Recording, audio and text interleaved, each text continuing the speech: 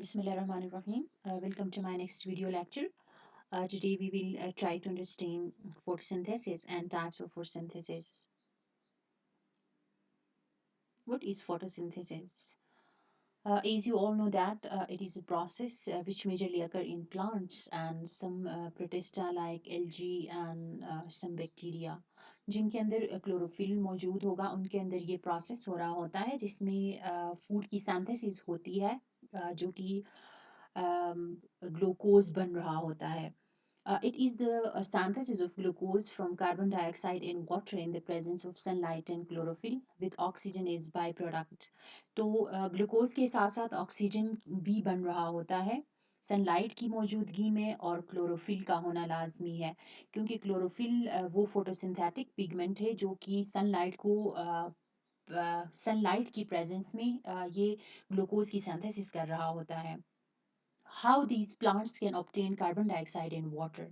They have specific type of mechanisms through which they will obtain carbon dioxide in water to synthesize glucose.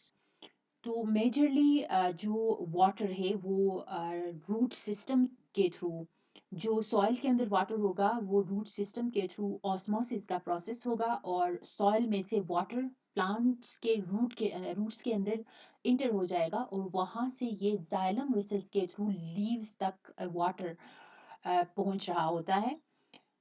और उसी के साथ साथ carbon dioxide ये कैसे ऑब्टेन करते हैं they all plants have stomata जिनके थ्रू एयर इंटर हो जाएगा मेसोफिल सेल्स के जो सराउंडिंग में एयर स्पेसिस है वहां तक जब एयर चला जाएगा तो एयर के अंदर ऑब्वियसली कार्बन डाइऑक्साइड मौजूद होगी तो कार्बन डाइऑक्साइड वहां से फिर ये मेसोफिल सेल्स जो है वो यूज कर रहे होते हैं for the process of photosynthesis.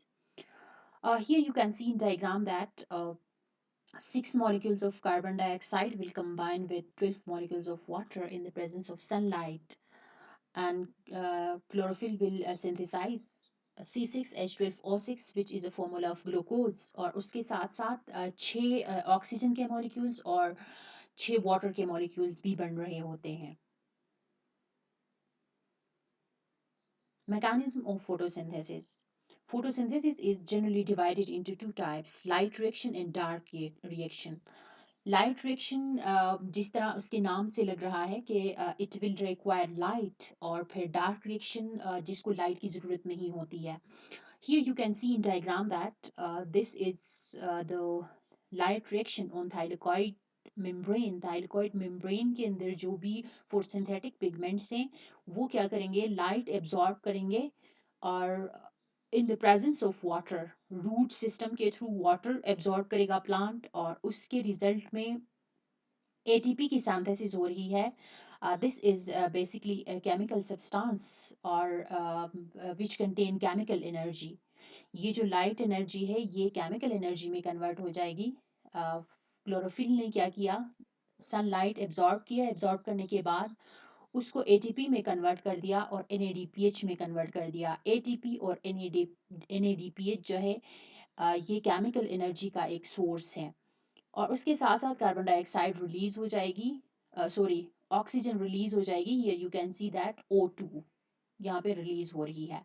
इस रिएक्शन को हम कहते हैं लाइट रिएक्शन क्योंकि इस रिएक्शन के लिए लाइट की जरूरत होती है. On the other hand here you can see that this is dark reaction.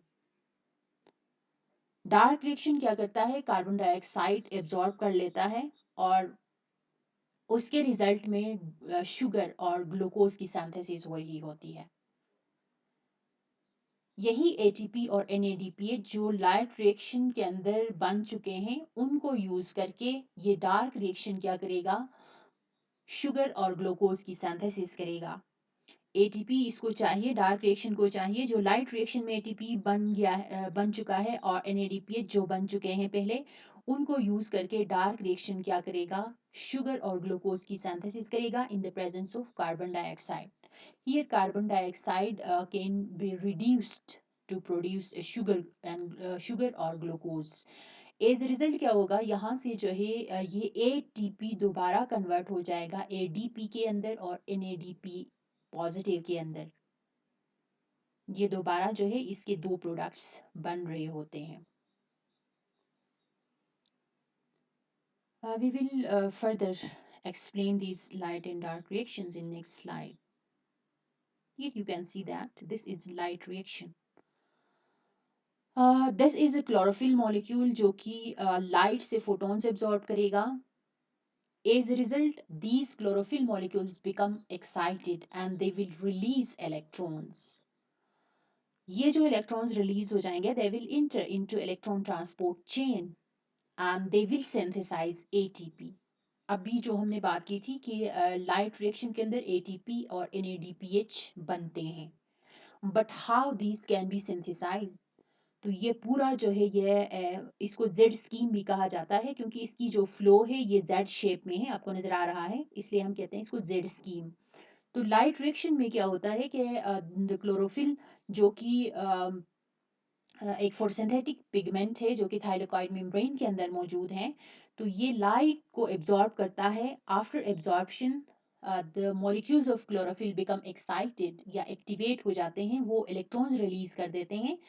Here you can see that these two electrons will enter into electron transport chain which can synthesize ATP, adenosine triphosphate की synthesis होती है.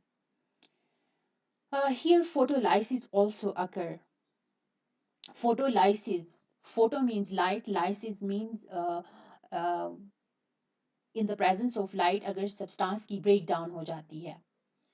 तो यहाँ पे water molecule की भी lysis हो रही है इन the presence of light. Light energy ने वाटर मॉलिक्यूल को ब्रेक डाउन कर दिया. ब्रेक डाउन करने के बाद ये ऑक्सीजन यहाँ से रिलीज हो जाती है और ये जो दो इलेक्ट्रॉन्स हैं, ये जो हाइड्रोजन है, ये अपने वाटर के अंदर जो हाइड्रोजन मौजूद हैं, ये दो इलेक्ट्रॉन्स अपना लॉस कर देते हैं और वो दो इलेक्ट्रॉन्स फिर यहाँ पे यूज हो रहे हैं. Here you can see that water molecule का जो हाइड्रोजन है वो अपने दो इलेक्ट्रॉन्स लॉस करके H पॉजिटिव में कन्वर्ट हो जाते हैं and they two electrons can be used here. यहाँ पे NADPH NADP पॉजिटिव जो है it will gain two electrons and it will convert into NADPH. तो वो जो दो इलेक्ट्रॉन्स हैं, वाटर का जो हाइड्रोजन है उसके जो दो इलेक्ट्रॉन्स है वो यहाँ पे NADP पॉजिटिव उन इलेक्ट्रॉन्स को ये एब्जॉर्ब करता है या गेन करता है. गेन करने के बाद ये न्यूट्रल में कन्वर्ट हो जाता है, NADP के NADPH के अंदर कन्वर्ट हो जाता है. पॉजिटिव का मतलब है कि इलेक्ट्रॉन्स की कमी है, प्रोटॉन ज़्यादा है. तो जब इनको इलेक्ट्रॉन्स मिल जाएंगे तो ये क्या होगा, ऑब्वियसली जो इलेक्ट्रॉन्स की कमी है वो पूरी हो जाएगी and it will convert into neutral NADPH. तो यहाँ पे आपको नजर आ रहा है NADPH भी बन रहा है एंड ATP भी बन रहा है. तो लाइट रिएक्शन के दौरान ये केमिकल लाइट एनर्जी कन्वर्ट हो गई केमिकल एनर्जी के अंदर, और केमिकल एनर्जी क्या है, ATP and NADPH are chemical energies.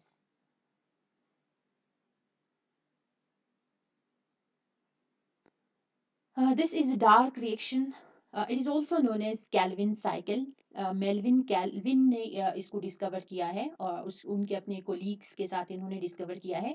उसके बेसिस पे इसको हम मेल्विन कैल्विन साइकिल कहते हैं. Here you can see in diagram that this is a 5 carbon containing compound which will combine with carbon dioxide. क्योंकि हमने बात की थी कि डार्क रिएक्शन के अंदर कार्बन डाइऑक्साइड रिड्यूस हो जाता है और शुगर मॉलिक्यूल्स बनते हैं इन the presence of ATP and NADPH. ये 5 कार्बन कंटेनिंग एक कंपाउंड है.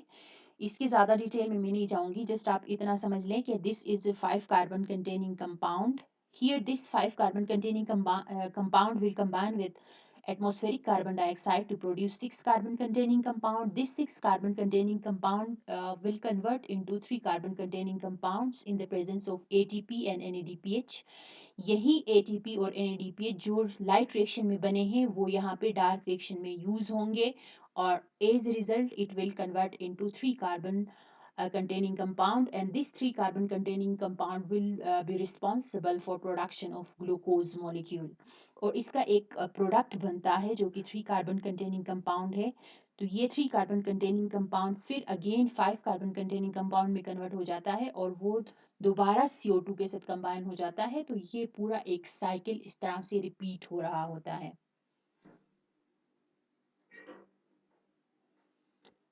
The photosynthetic pigments like chlorophyll A, chlorophyll B, and carotenoids, they are organized in the form of cluster.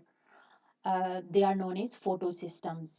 तो इनकी जो फोटोसिंथेटिक पिगमेंट्स हैं वो एक क्लस्टर की फॉर्म में थाइलाकोइड मेम्ब्रेन के अंदर ये अरेंज हुए होते हैं, जिनको हम फोटोसिस्टम्स कहते हैं। ये चीज़ आपने ज़हन में रखनी है। Here we have photosynthetic pigments like chlorophyll A, chlorophyll B, and carotenoids. Chlorophyll A को, क्लोरोफिल बी को और केराटिनाइड्स को हम कहते हैं photosynthetic pigments. And the chlorophyll which absorb mainly blue and red light. Specific type के फोटोसिंथेटिक पिगमेंट स्पेसिफिक टाइप की wavelength की लाइट को एब्जॉर्ब करते हैं। जिस तरह कहते हैं कि क्लोरोफिल ए और बी मोस्टली ब्लू और रेड को एब्जॉर्ब करते हैं। तो हर फोटोसिंथेटिक पिगमेंट की ये एबिलिटी होती है कि वो स्पेसिफिक लाइट को एब्जॉर्ब करते हैं, स्पेसिफिक वेवलेंथ की लाइट को वो सिर्फ एब्जॉर्ब करते हैं। और हर जो लाइट है, लाइट की जो वेवलेंथ है वो स्पेसिफिकली फोटोसिंथेसिस को इन्हांस कर रहे होते हैं। लाजमी नहीं है कि जो लाइट के अंदर 7 जो डिफरेंट वेवलेंथ्स की जो लाइट्स होती है वो सारे के सारे इफेक्टिवली फोटोसिंथेसिस को इन्हांस नहीं कर रहे होते हैं। कुछ रेडिएशन की जो वेवलेंथ है वो फोटोसिंथेसिस को ज़्यादा इन्हांस कर रहे होते हैं, और कुछ जो है वो नॉर्मली फोटोसिंथेसिस के ऊपर अफेक्ट कर रहे होते हैं। Thank you for watching my video.